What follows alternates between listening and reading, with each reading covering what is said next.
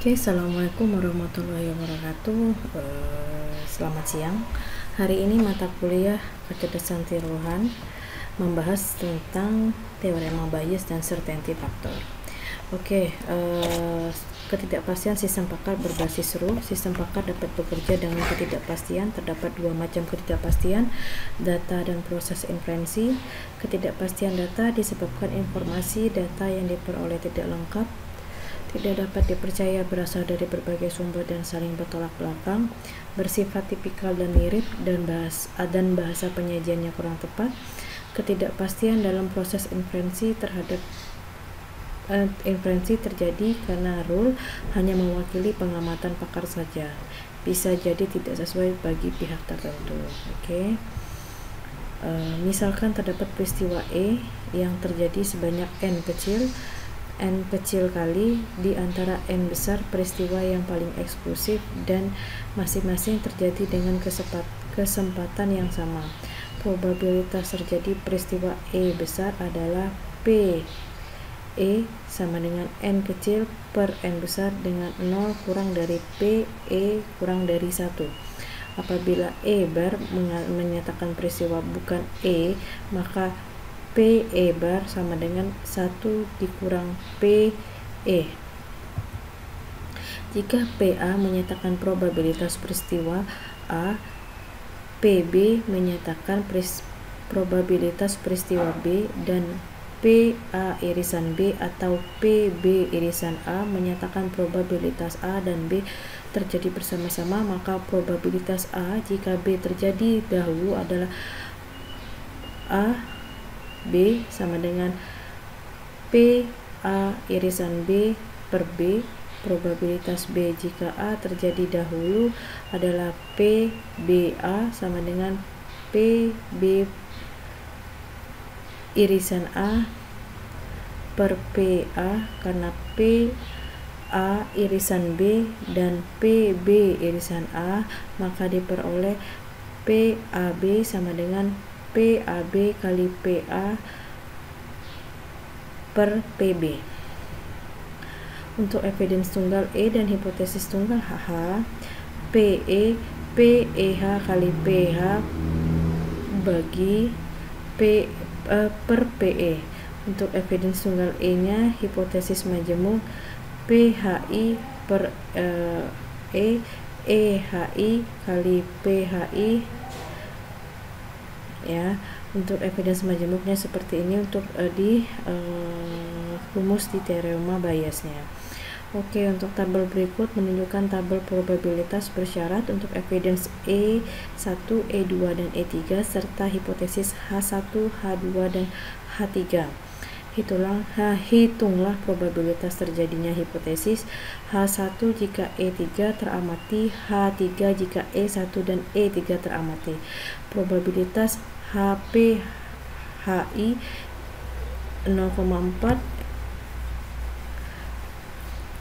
I per 1, 0,4 I per 2, 0,35 I sama dengan 3, 0,25. PE1 HI 0,3, 0,8, 0,5, PE2 HI 0,9, 0,7, PE3 HI 0,6, 0,7, 0,9. Oke, untuk soal pertama dapat diketahui dari tabel PE3H1 kali PH1 sama dengan 0,6 dikali 0,4, ya, sama dengan 0,24. PE3H2 kali PH2, ya, 0,7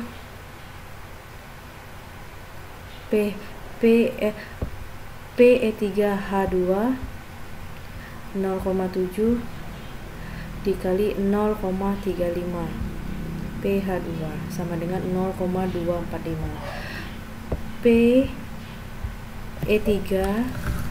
PE3H3 kali PH3 0,9, ya, 0,9 dikali 0,25 sama dengan 0,225. Jadi probabilitas terjadi H1 jika E3 yang teramati adalah PH1E3 sama dengan 0,24 per 0,24 ditambah 0,245 ditambah 0,225 sama dengan 0,24 per 0,71 sama dengan 0,34 ya. Untuk soal kedua dapat diketahui dari tabelnya PEH1 PE3H1 0,6 PH1 0,4 sama dengan 0,072. PEH1H2 kali PE3H2 kali PH2 0,8 kali 0,7 kali 0,35 sama dengan 0,196. PE1H3 kali PE3H3 dikali PH3 0,5 dikali 0,9 dikali PH3 0,25 sama dengan 0,1125. Jadi probabilitas terjadi H3 jadi E1 dan E3 yang teramati adalah PH1 E1 E3 sama dengan 0,1125 bagi 0,072 ditambah 0,196 ditambah 0,1125 sama dengan 0,1125 dibagi 0,3805 sama dengan 0,3. Oke, certainty factor diusulkan oleh Shortlife dan Buchanan pada tahun 1975 untuk mengakomodasi ketidakpastian pemikiran pakar. Digunakan untuk menggambarkan tingkat keyakinan pakar terhadap masalah yang sedang dihadapi, metode penentuan nilai, metode net belief, dan wawancara pakar. Oke, berikan hasil terhadap rasa sakitmu menggunakan skala 1 sampai 0. Oke, metode net belief jika CF suatu rule ditentukan oleh rumus sebagai berikut. Certainty factor rule sama dengan MBHE dikurang MDHE, nilai MD measure of belief atau ukuran kepercayaan dan MD measure of disbelief atau ukuran ketidakpercayaan terhadap hipotesis H jika diberikan evidence E selalu bernilai antara 0 dan 1 ditentukan dengan rumus sebagai berikut. Seorang pakar menyatakan bahwa pH bernilai 0,02. Data lapangan menunjukkan bahwa dari 100H terdapat 40E. Tentukan nilai certainty factor rule yang diberikan pakar tersebut. Oke, data yang dibutuhkan pH 0,02, pH 340 per 100 sama dengan 0,4. Karena pH-nya 0,02 kurang dari 1, maka MBHE-nya maksimal 0,4, 0,2 dikurang 0,2 per 1, 0,02 sama dengan 0,4 kurang 0,2 per 1,002 sama dengan 0,38 per 0,98 sama dengan 0,39. Karena P hanya 0,02 lebih dari 0, maka MDHE-nya min 0,4, 0,2 dikurang 0,02 per min 0,02 sama dengan 0,02 dikurang 0,02 sama per min 0,02 sama dengan 0 per min 0,02 sama dengan 0. Jadi nilai certainty factor rule tersebut adalah 0,39 dikurang 0 sama dengan 0,39. Dilakukan dengan menerjemahkan inferensi ungkapan pakar menjadi nilai CF yang sesuai. Ungkapannya definitely not, pasti tidak, min 1, almost certainly not, hampir pasti tidak pasti, nilai CF-nya min 0,8, probably not, kemungkinan besar tidak,